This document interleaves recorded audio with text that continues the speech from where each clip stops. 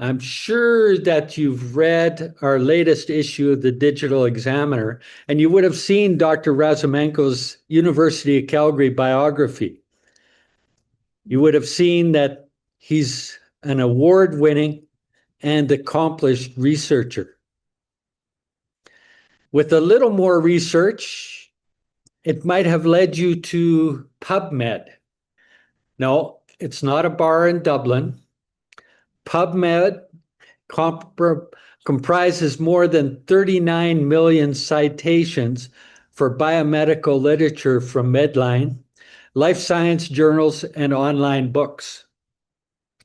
These citations may include links to full text content from PubMed Central and publisher websites. Dr. Razumenko was cited a couple of times recently. Firstly, for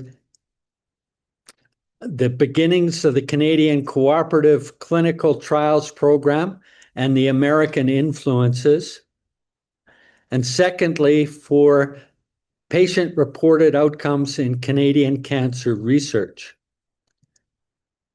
What you might not have known is that on November the 11th, Dr. Razumenko's presentation tonight was actually profiled in the Chronicle Journal, the newspaper of the Northwest, out of Thunder Bay, of all places.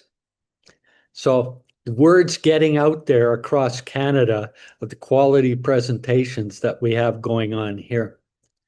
So it's my pleasure to welcome Dr. Razumenko, who's joining us live online. Thank you, Brad, for a lovely introduction. And you are, as always, as humorous as a person can be. That's really appreciated. Today, I'm a historian of medicine and science, and today I'm going to talk about the history of cancer clinical trials in Canada. Thank you for joining me. Actually, haven't mentioned, Brad, how many of you are there and what is the audience, etc. But anyway, I think we'll get to it later. So today we'll explore the fascinating history of cancer clinical trials in Canada, with a special focus on how carcinoma of the prostate competed for attention among trialists. It's a very long story, so bear with me. I think I have about 50 to 60 minutes to tell it. And this story spans nearly a century, from early institutional frameworks to practice change in randomized controlled trials. Why prostate cancer? You might ask. It's one of the most commonly diagnosed cancers among Canadian men and a major driver of innovation in clinical research now, especially from the beginning of the 21st century. Let's begin by setting the stage with agenda. So we'll talk about statistics a little bit. Actually, it's a nice coincidence because Canadian Cancer Society just issued a new report last week about the most current statistics, numbers, and everything else. It's very beautiful. I think it has been updated from both factual and aesthetic viewpoints. So there are beautiful images, and I will go into more detail in a little while. So then we'll talk about cancer clinical trials in Canada since the 1920s. So a deep dive into the history. So where did clinical trials start and when, and what was the actual motivation and I would say drivers for clinical investigation. Then we'll move on to the National Cancer Institute of Canada and their Canadian Clinical Trials Group randomized controlled trials of prostate cancer treatments. So I will cover just briefly 3 of them.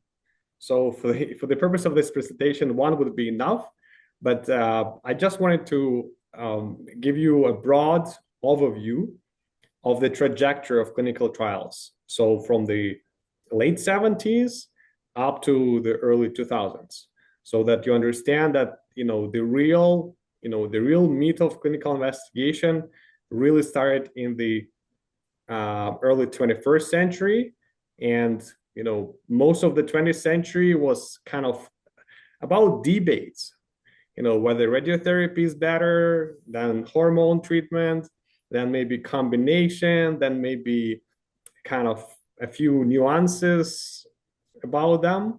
Probably you have learned a lot about it, but yeah, I will just emphasize a few critical points that I think are important for understanding that clinical investigation really matters. And from the 20th century, human subjects moved into participants in research, and I think that development became possible with the huge involvement of institutions like Clinical Cancer Trials Group in Kingston. So they're affiliated with the Queen's University. Statistics. So impact of cancer in Canada. As you see on the screen, this is a very new slide and very current information. So you see the numbers. I won't talk about them. This is basically what we face as Canadians in terms of the outcomes in our lifetime.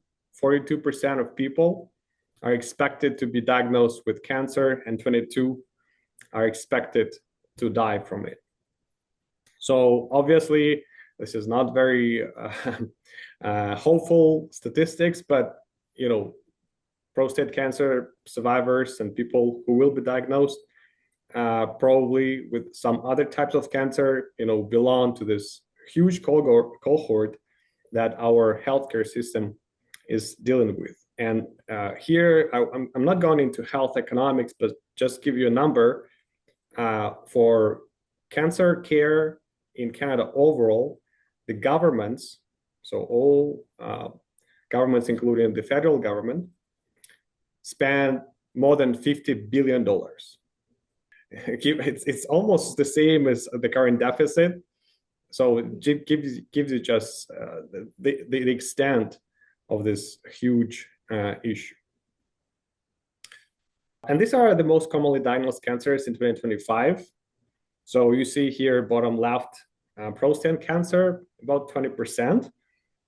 So it's one of the most, I would say, frequent ones. So in terms of the real numbers, about 30,000 people, men, will be diagnosed with prostate cancer next year or this year. So it's quite a large number, and that's why I think we're here and we have this beautiful organization called Prostate Calgary. Again, I think that's one of the pieces of statistics that should be highlighted. So you see here in purple, prostate distribution of projected cancer cases, and the biggest number is prostate cancer, and so there we go with lung and bronchus, then colorectal, and then finally bladder, and the rest, less than 50%, are other cancers. So again, it's just to emphasize that prostate cancer really gets, I would say, the focus because of the numbers and the extent of services and care that is dedicated to both patients, survivors, and future people who will have some tumors related to prostate. How does it fit with the overall numbers of diseases that affect humankind? You can see from the screen. So cancer actually gets the really solid third of all diseases that cause morbidity and sometimes death. Well, these statistics was a bit different earlier. And that's why I'm just trying to get your attention, emphasizing that, as we're getting into this post-industrialized world, the attention of healthcare tends to go into chronic diseases, morbidities, and now cancer is a chronic disease. So it's not acute, not infectious. It's just something that we as civilized society are facing in the 21st century.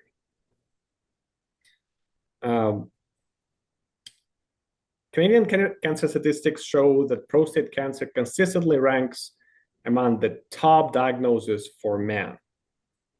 And in 2025, you saw it accounts for roughly 12% of all cancer cases. Still, lung cancer remains the leading cause of cancer death, but prostate cancer's prevalence makes it a critical research priority.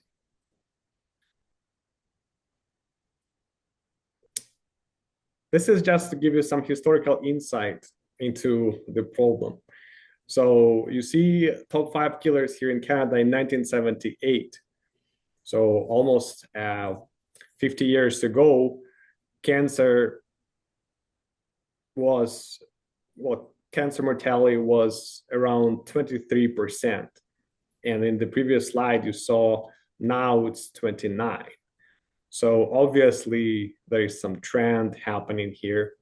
And, I would say this is related to our civilized lifestyle, right? So how we clean our environment, how many pollutants we have, how many contaminants are in the water that we drink, and even food. And again, in the next slides, I will show you some of the factors that lead to different types of cancer.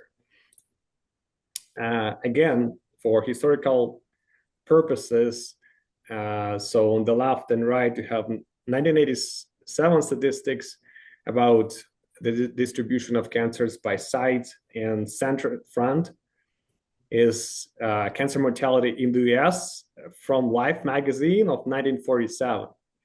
And I've just, showed you this image for also aesthetic purposes to give you kind of an impression of how depicting statistics, and in this case, epidemiology, has changed over time from the 1940s to 80s and then nowadays.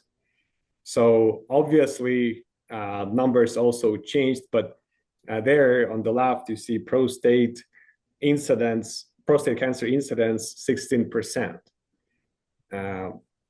among male. You see, so 1987, but in 1947, they were all grouped under genital cancers, right? It was 12.6.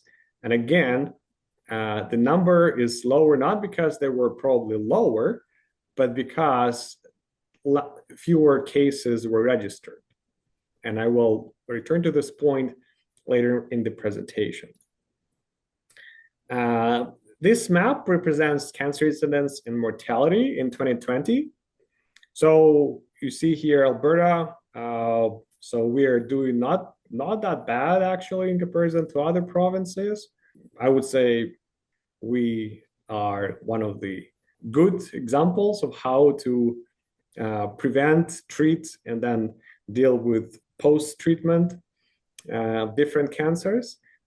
But I think the best kind of piece of evidence is represented on this second part, like on the right, in terms of mortality, because Alberta has the lowest mortality of all provinces from all cancers.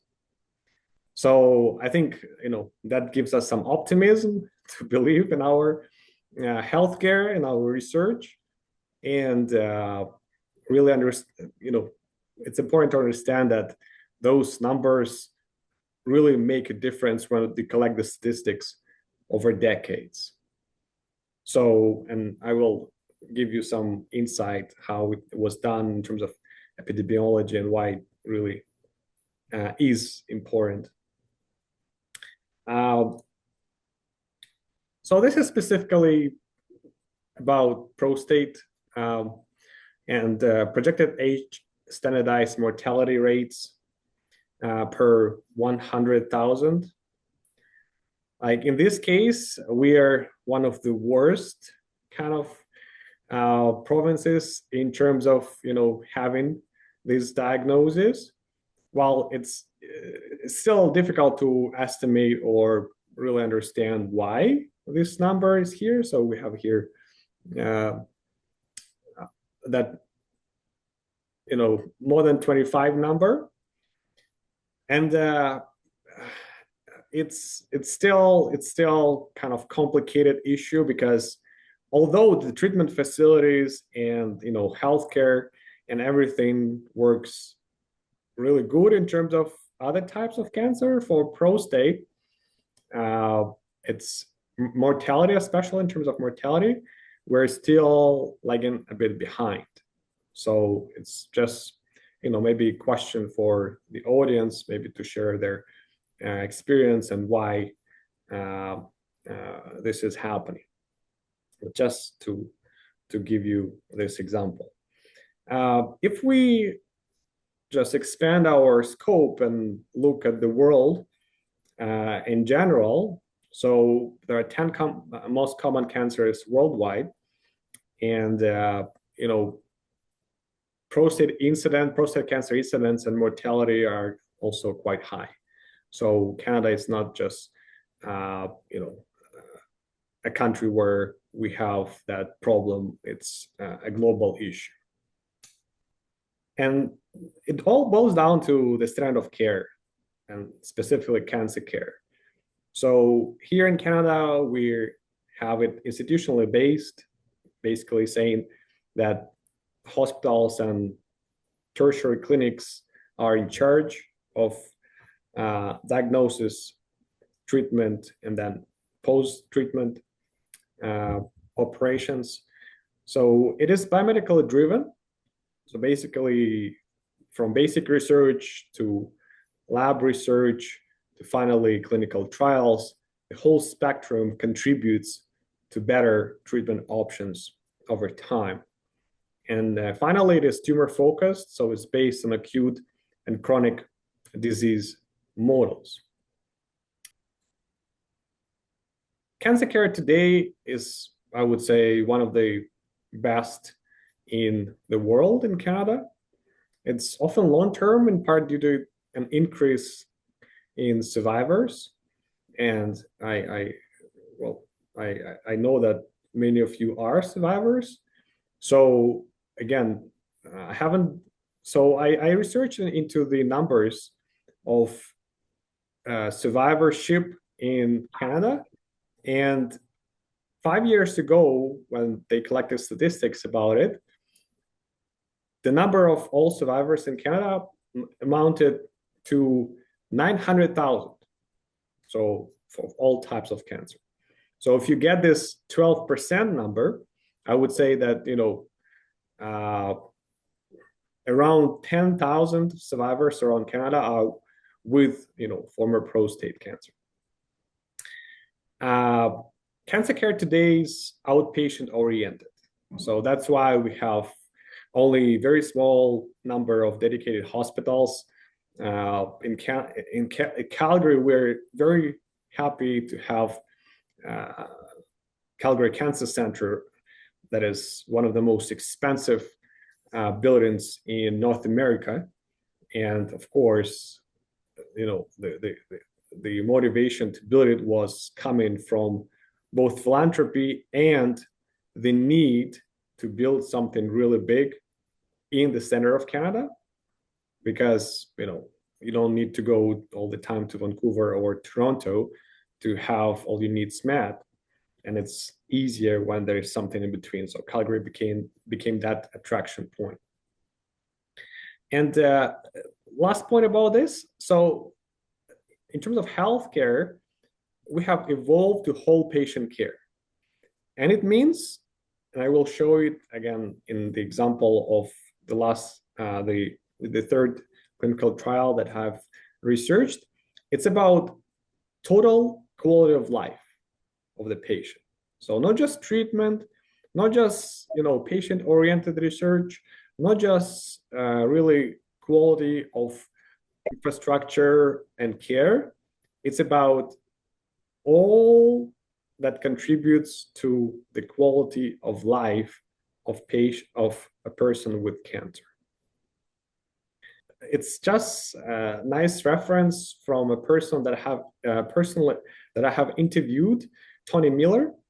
So Tony Miller is one of the most famous cancer epidemiologists in Canada. He's 90-plus-year-old man, and the reason I'm mentioning him is because by the late 80s he also developed prostate cancer, and he has undergone successful treatment, then surgical removal of it, and now is still managing. So he's a survivor and a very nice expert on the field. So if you have a chance, just get the book. I think it's still available as a ebook from Friesen Press.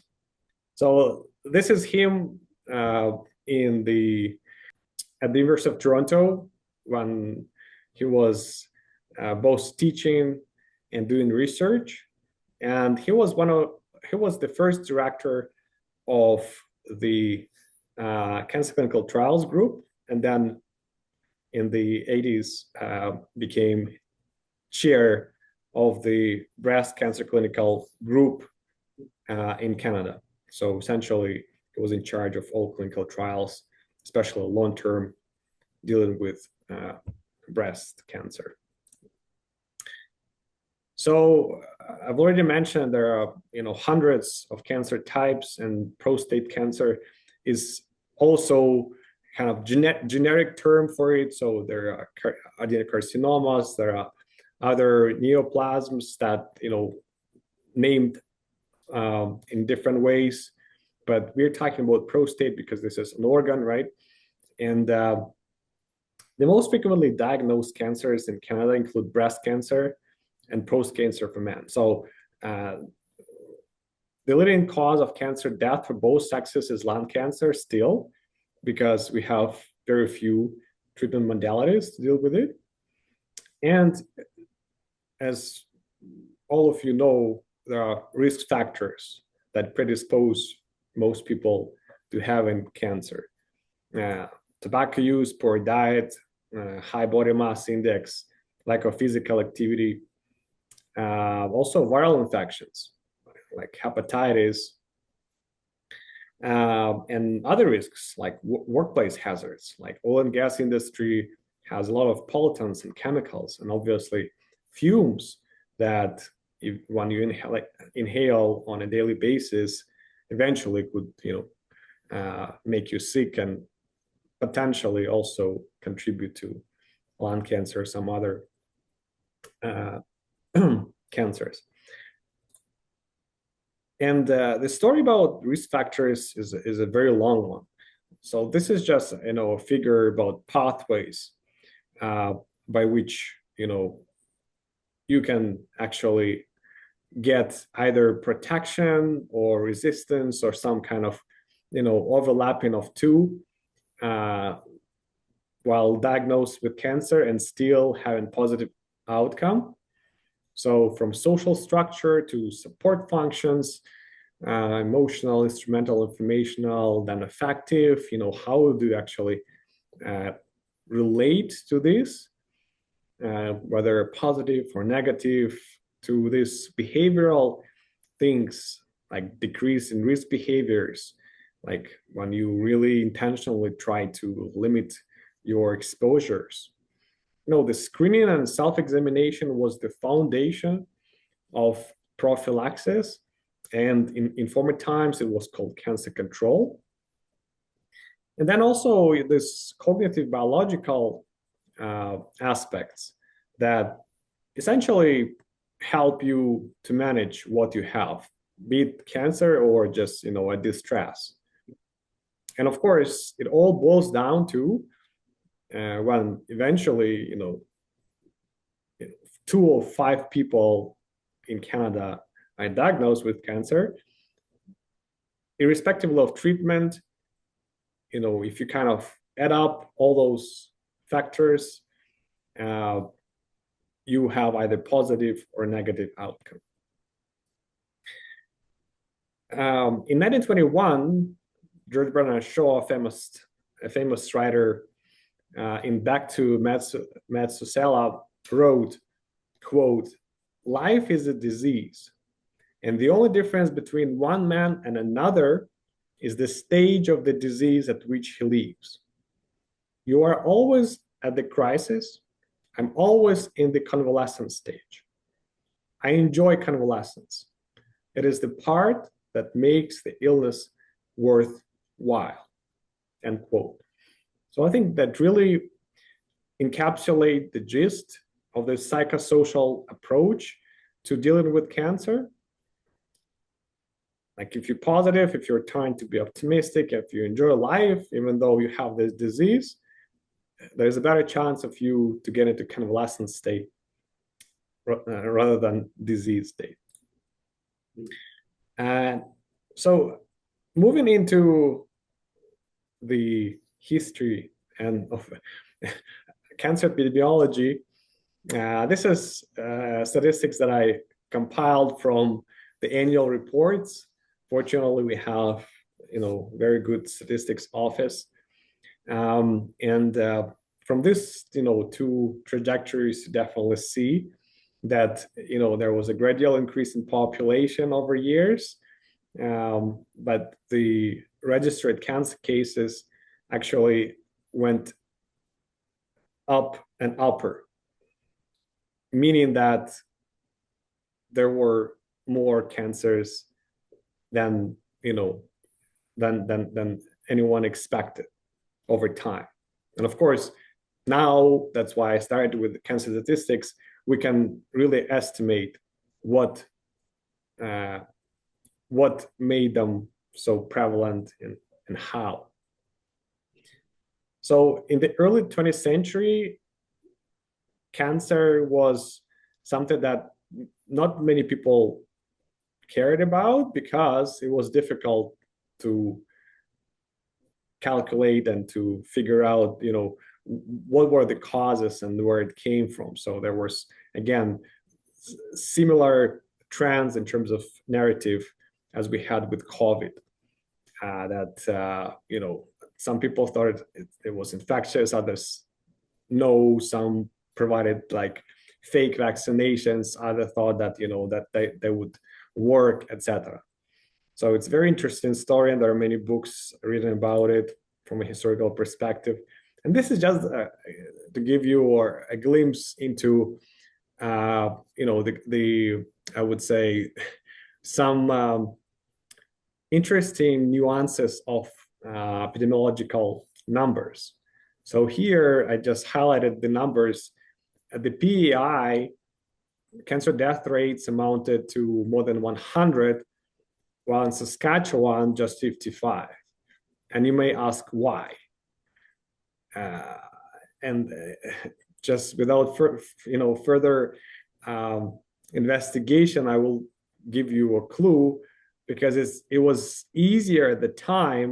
So we're talking about the 1920s to really see the numbers in a small island, because there were just 1 or 2 hospitals where all people went, than across huge Saskatchewan.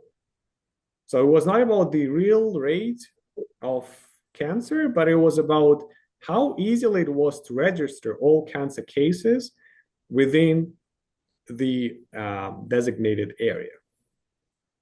At the time, cancer was mainly managed by surgery and radiotherapy. And this is a nice cartoon about, radiotherapy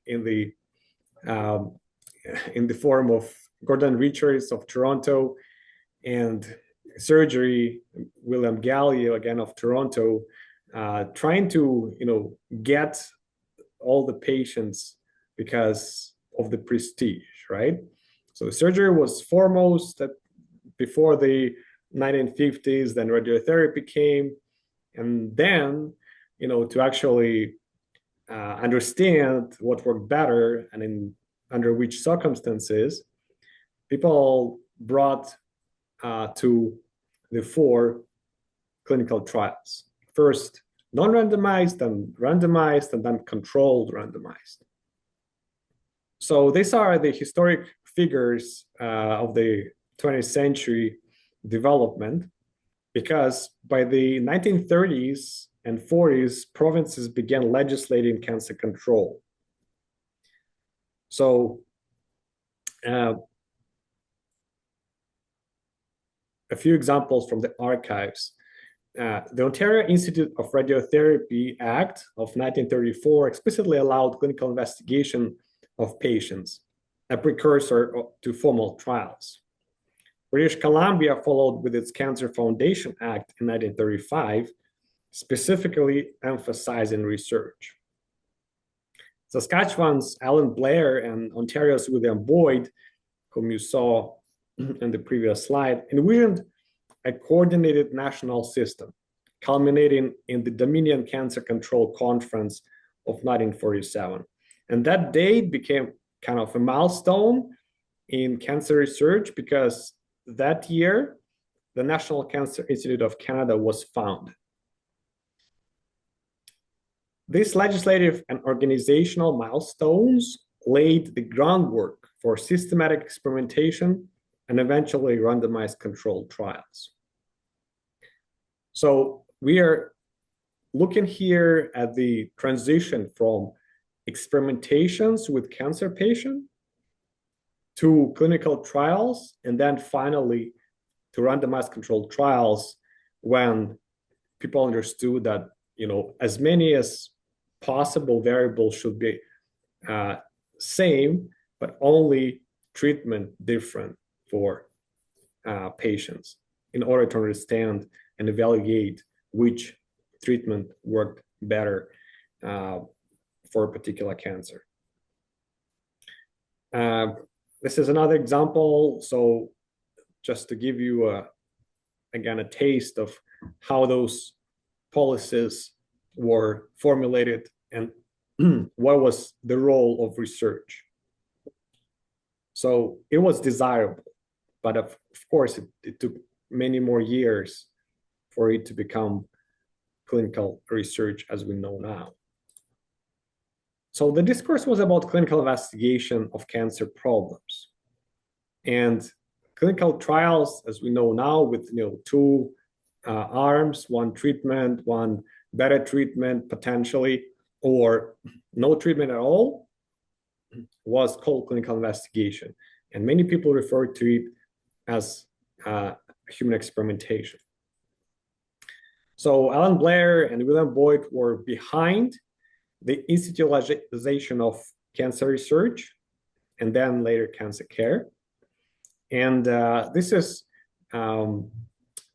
the cancer conference I mentioned earlier, that essentially established a body that was in charge of fundamental research, treatment, and education about cancer across Canada.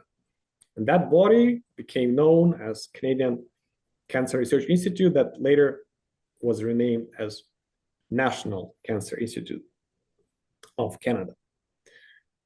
One of the pioneering trials of the 20th century, of course, involved radiotherapy. And this is a photo from University of Saskatchewan archives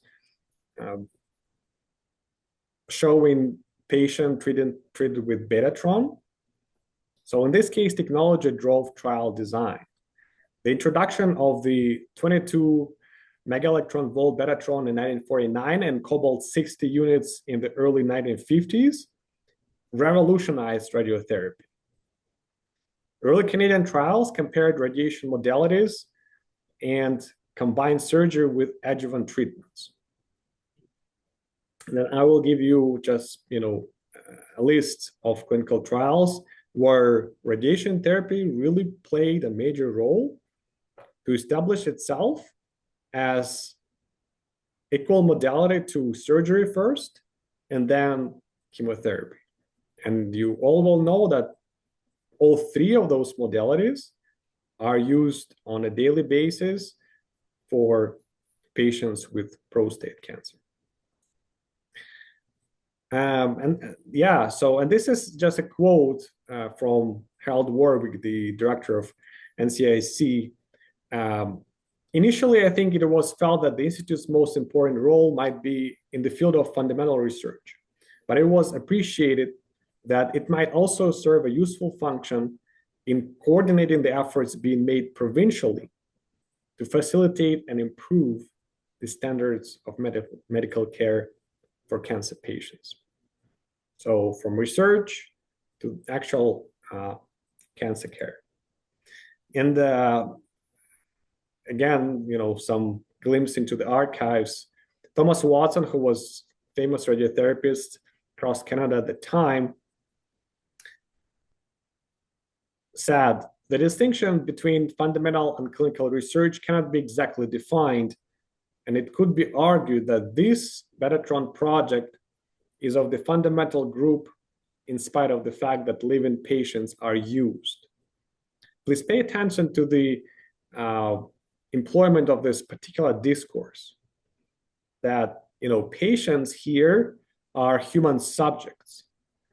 They are also part of this enterprise to be investigated on, to provide their body for better treatment for further patients later down the line.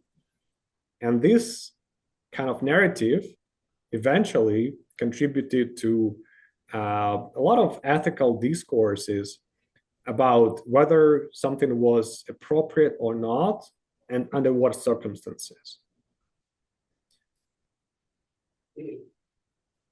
Again, this is from my research about this overlapping lines of increasing population and cancer fatalities, dealing with the almost 16 years of progression. Again, it shows us that cancer incidence and cancer mortality increased much better, at a much faster pace than population.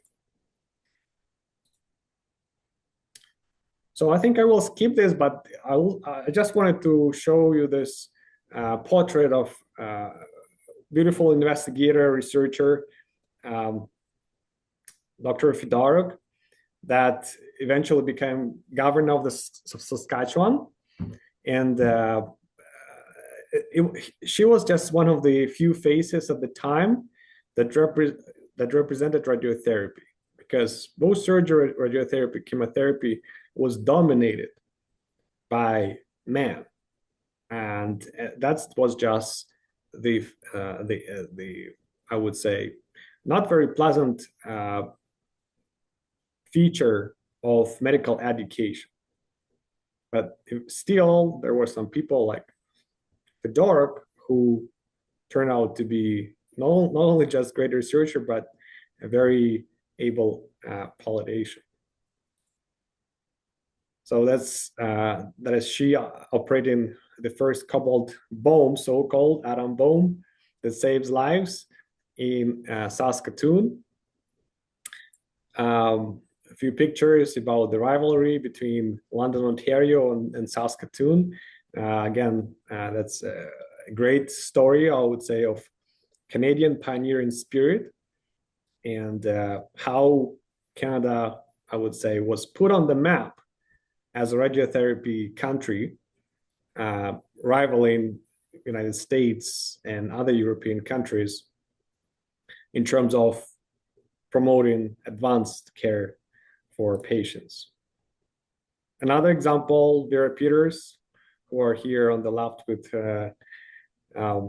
Jennifer Sandra, and she was one of the first women pioneers promoting radiotherapy, not just for treatment purposes, but also for palliation. Because when the surgeon says, "Oh, your cancer is inoperable, and there is no chemotherapy modality for dealing with it. The only way is to alleviate pain." And in this case, Dr. Peters was innovative by introducing this as a way of alleviating pain and other side effects of both cancer and related symptoms. So, Princess Margaret Hospital has been the center and continues to be the major hospital dealing with academic medicine. And this is just a nice photo about its inauguration in 1958. Up until now, it's one of the foremost centers of clinical medicine, cancer medicine in the world. So again, here is just a slide detailing this progression of NCIC and how it consolidated investigations. So from 1943, the OCT and Research Foundation in Toronto to finally University of Alberta Cancer Research Unit in 1963. So we see it took 20 years for people to understand that those hubs of research and investigation really promoted not just intellectual pursuits of people who were experts, but also eventually down the line contributed to better healthcare and, I would say, better accessibility of options, both diagnostic and treatment for cancer patients. Again, this is a very detailed slide, but the decades between the 50s and the 70s were really packed with clinical investigation. Unfortunately, some small organs like the prostate were not in the focus. But I just gave you 6 clinical investigations on this slide to see how cobalt-60 machine and radiotherapy by means of it really gained some momentum in moving all clinical investigations forward. Of course, those trials took years. You see minimum 3 years on average, but later on, even more. And the problem was, to find enough patients so that statistical analysis could be done to see which treatment modality worked better. That was especially the case for the carcinoma of the prostate. And don't forget that during those 60s and 70s, in the world of cancer drug development, the path from scientific concept to clinical efficacy was very long and full of unexpected twists and turns. From the first really Canadian chemotherapy, vinblastine, in the late 50s to the range of different drugs that we have now, all this happened, I would say, thanks to the patients who were kind enough to take part in clinical investigation.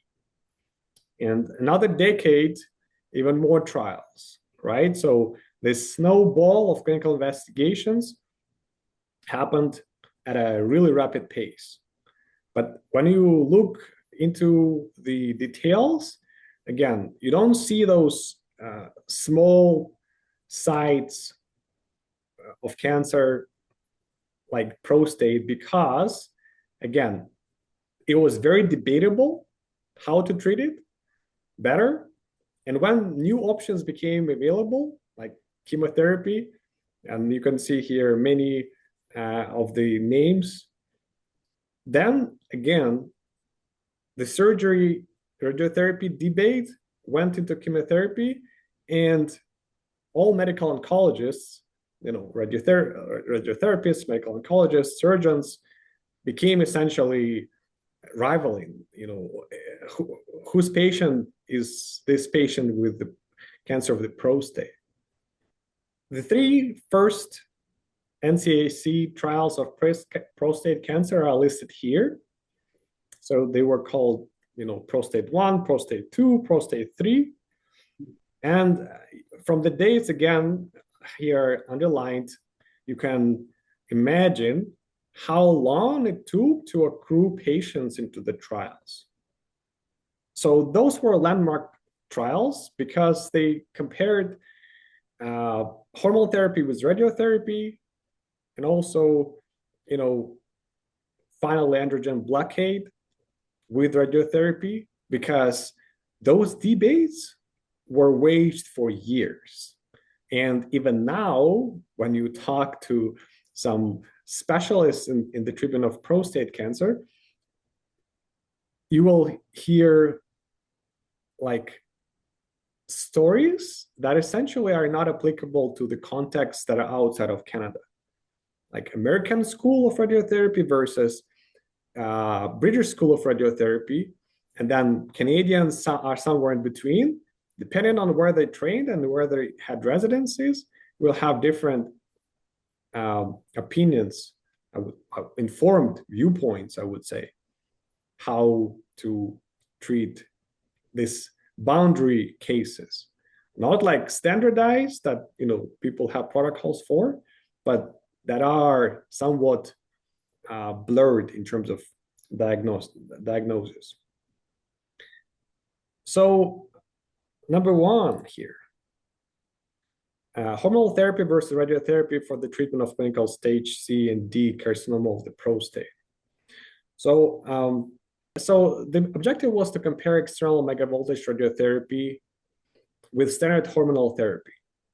And by that, you see here, it meant orchidectomy or stilbestrol daily. So essentially hormone estrogen treatment. And the second objective was to assess the occurrence of side effects of both forms of treatment and their effects on the quality of survival. So we're not talking about quality of life here, but quality of survival. And this is the schema of the trial, so that you have kind of visual representation of how it was designed. And again, this information is from the archives. Even this trial, by some experts, was considered unethical. And this is a quote from a reviewer of Cross Cancer Institute in Edmonton. Quote, "I find it very difficult to accept a protocol which compares a potentially curative local form of treatment with the palliative systemic form of therapy. Frankly, I consider this study unethical. My overall impression is that the whole preamble and study design has been biased against radiotherapy."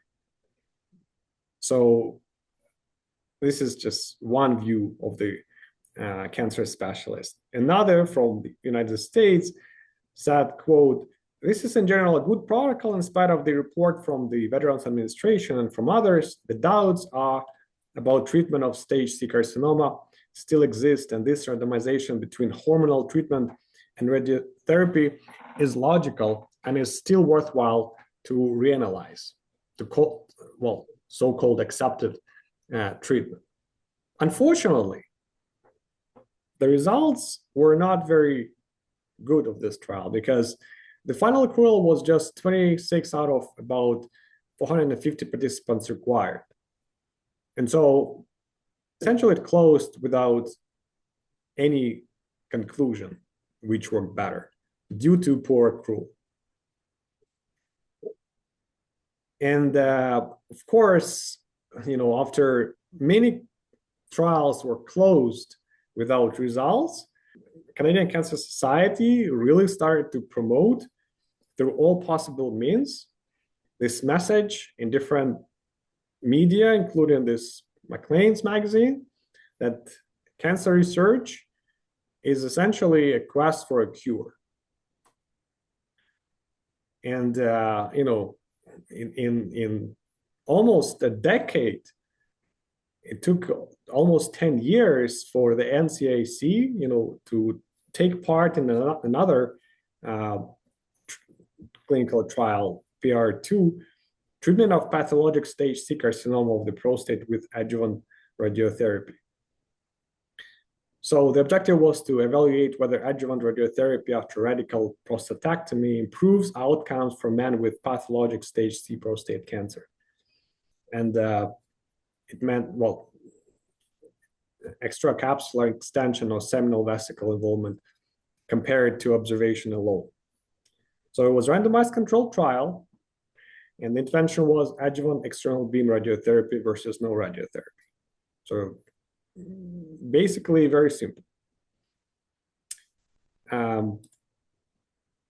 Fortunately, the results were more, adequate in comparison to the first one, because adjuvant radiotherapy significantly reduced local recurrence compared to observation. And the overall survival was better, and toxicity was less, so essentially acceptable. And the impact of this was huge. It provided early evidence supporting postoperative radiotherapy for high-risk prostate cancer. It influenced subsequent trials and guidelines, recommending adjuvant or early salvage radiotherapy for patients with adverse pathologic features. And most importantly, it helped establish the principle that local control contributes to long-term disease outcomes. And on this note, we jump even later, closer to the present, to this prostate 3 trial comparing total androgen blockade versus total androgen blockade plus pelvic irradiation. And from my perspective, it was really a milestone investigation because it essentially showed that this combination therapy works better than sequential or just hormone or radiotherapy alone. So the objective was to determine whether adding radiation therapy to lifelong androgen deprivation therapy improves overall survival and with local advanced prostate cancer compared to androgen deprivation therapy alone. Please pay attention here to the numbers. So we're not talking about hundreds, we're talking about 1,000+ participants. And this is the overall number that participated in the trial, 1,205 participants. So follow-up was 6 years minimum, and some patients were followed up to 13 years. The primary endpoint was overall survival, secondary endpoints, disease-specific survival, progression, toxicity, and most important, quality of life. Because in the late 80s and 90s, there was kind of a plateau of advancement of different therapies, essentially saying that, we have reached kind of deadlock when there were no better treatments, no better radiotherapy modalities, nothing better, like how can we improve? And the idea was to introduce different measurements of quality of life and really see what, if the treatments are comparable, then if the quality of life of patients on one regimen is better than on the other one, then we should recommend as a standard of practice that one with better quality of life outcome. And the findings were spectacular for this trial. So it demonstrated that combination therapy significantly improved overall survival and disease control compared to this adjuvant therapy alone. And the addition of radiotherapy reduced the risk of prostate cancer progression and mortality. And no major long-term differences in urinary or global quality of life. So these results were considered practice-changing, establishing combined total androgen blockade and radiation therapy as the standard of care for local advanced disease. And again, the impact was huge. So it influenced global treatment guidelines. Essentially, it created new protocols for managing treatments with advanced prostate cancer. And also it highlighted the importance of multimodal therapy in high-risk prostate cancer. So now we know that, multimodality is kind of the basic approach when we think about the future of cancer treatment, because we move from the least toxic to something that, is cost benefit better for different patients. And ultimately, as here the cover of the Economist says, we are going all to pass, but how life ends really matters. So death is inevitable, a bad death is not. And I would argue that this is imaginable the quality of life plus quality of palliative care plus quality of dying when we are close to that point. So we now know that cancer is a systemic disease. It is chronic disease. I will not get into more details about this, maybe later on during part 2. But just to conclude on this note, that even now there is still little participation in clinical trials, and I would say many people could contribute to the clinical enterprise.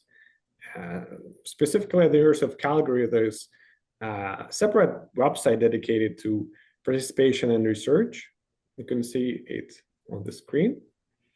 And we are fortunate to have Canadian Cancer Society booklets and different resources that really help all people to think about how to reduce cancer incidence.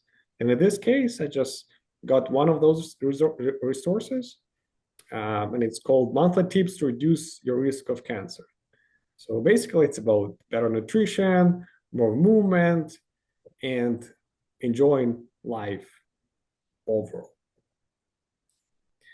So instead of any conclusion, what can we learn from this history? First, clinical trials are shaped by technology, ethics, and patient recruitment challenges.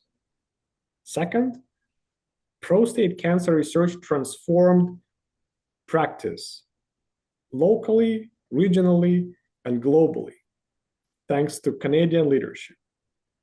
And finally, the future depends on participation in clinical research. Ask yourself, what stood out? Why does it matter?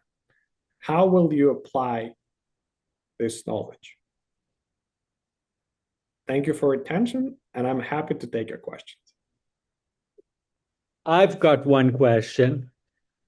On your slides, Dr. Razumenko, you had the progression of clinical trials, and the number increased exponentially as the years went on. Are you able to give us a prediction on what is going to happen now with AI involvement in clinical studies? Are we going to see that number? I know if you go to try and find a clinical trial in Canada, on that website, you can get lost for hours trying to sort that out. Do you see that progression? Well, it's a great question, Brad, because I think I've dived into this and realized that people think that AI is essentially God's hand to make everything better. It doesn't matter whether it's completing your chores at home, or doing shopping, or essentially consulting AI agent about whatever symptom or number of symptoms you have to determine disease and how to treat it.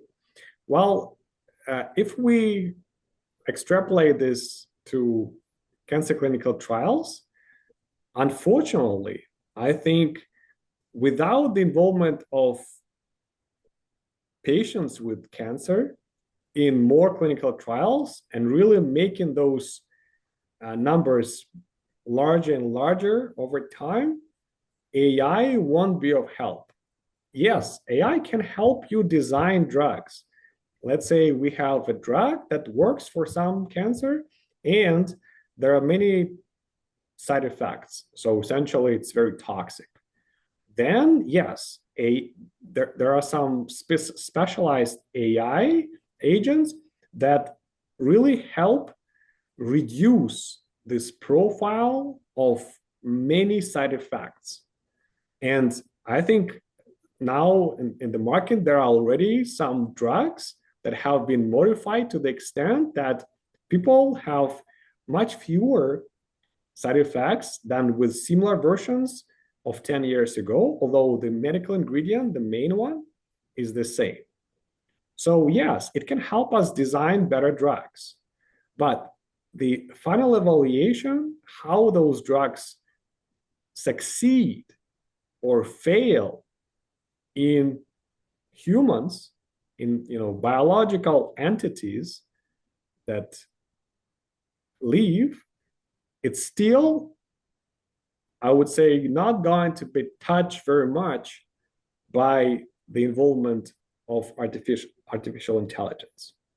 Yeah, some people talk about this super artificial intelligence that will have access to every available data, both private, governmental, and medical, and that will be kind of an advance that bring about breakthroughs in overall treatment of different diseases. But still, it's kind of sounds like science fiction, because again, we know from previous decades that whatever works in mice and rats doesn't work in monkeys and dogs. Whatever works in monkeys and dogs might work in humans. But still, the overall infrastructure, at least of biological medicine, of evidence-based medicine, is grounded in working with living entities. And unfortunately, AI cannot manipulate those entities to the extent it might want for the foreseeable future. So that leads me now to my second question. We're in a much smaller global connection than we've ever been in the past. Does that impact the ability to recruit patients for specific studies from around the world and include them in that research?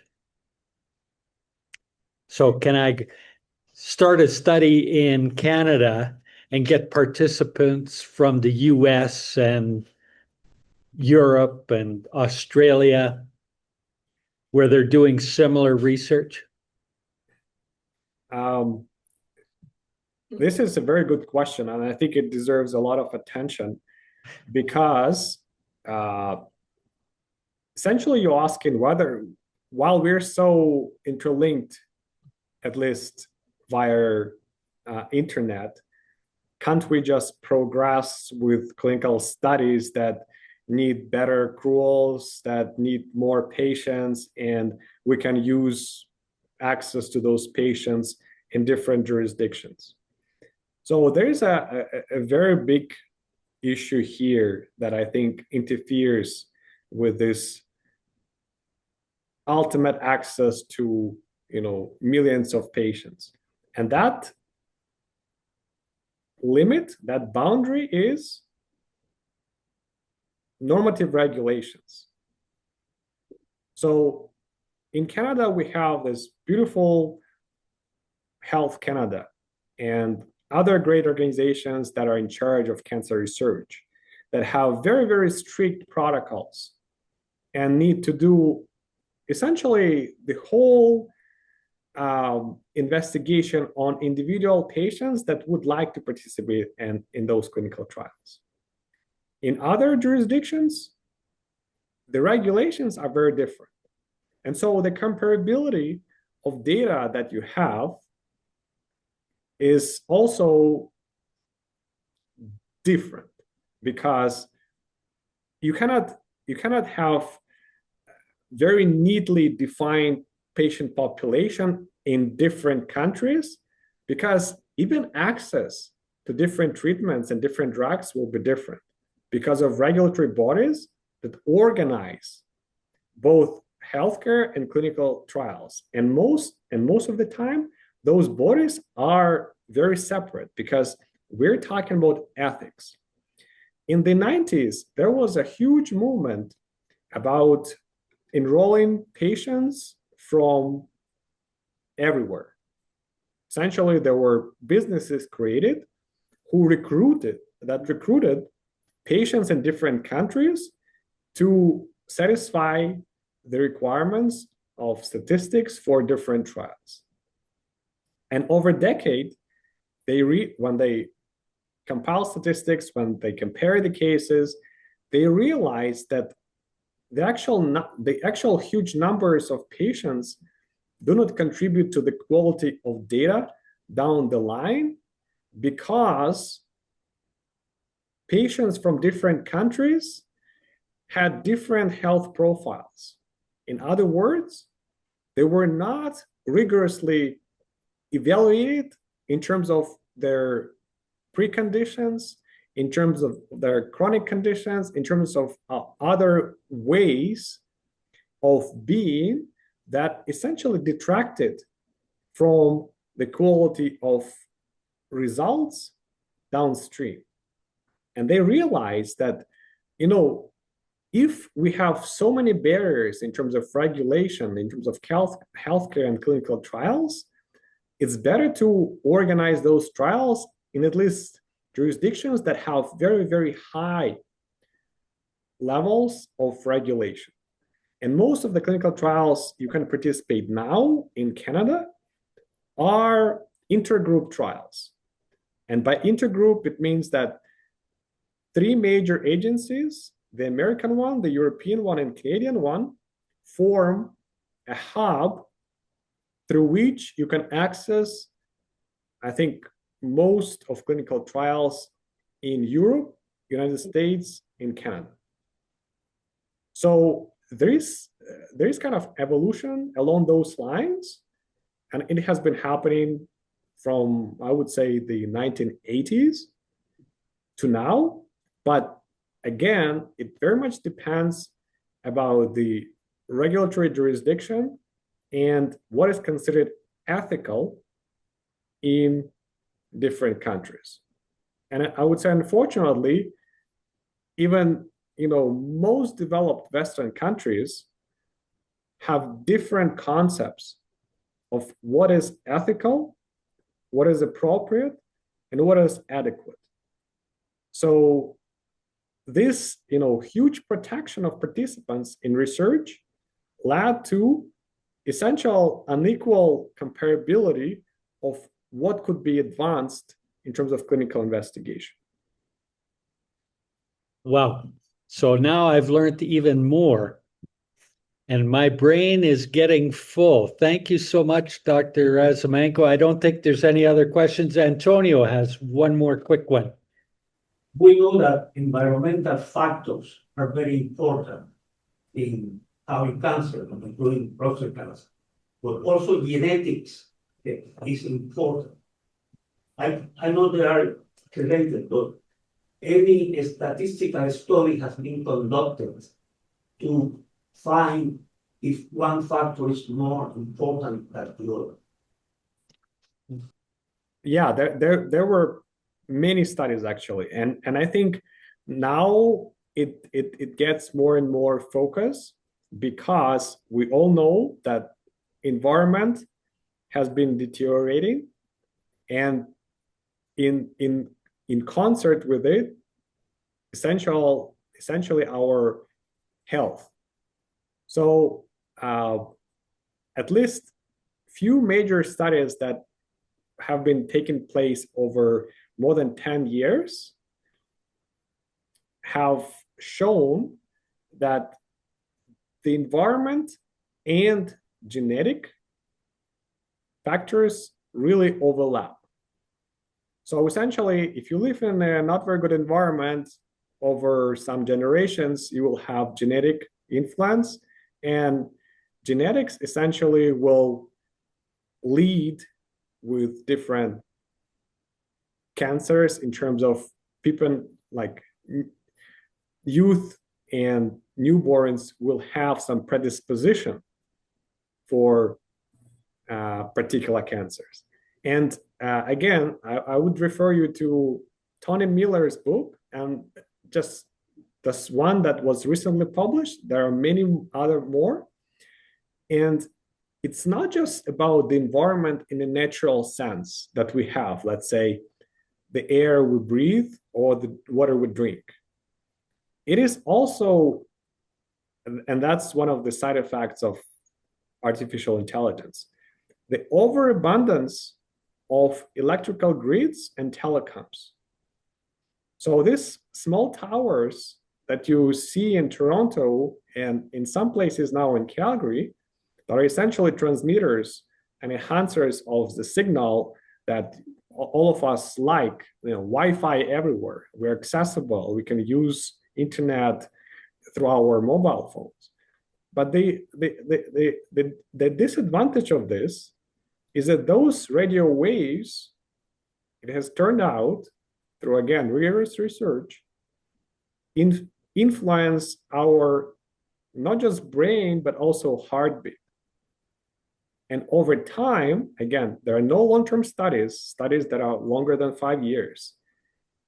But if there are some people who would like to do them and who have some, financing for that, I'm pretty sure that their findings would be demonstrating that this new urban polluter, different wavelengths and different radio waves at a very intense frequency, will eventually lead to, again, this exponential increase of some kinds of cancer.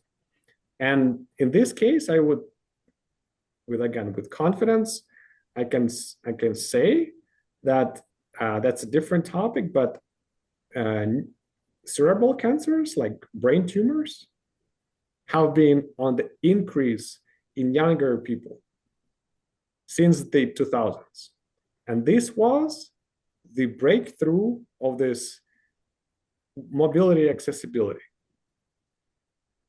So that sounds like, I'm sorry, go ahead. Yeah, just one example to show you that environment for us, people living in big cities, also involves created artificial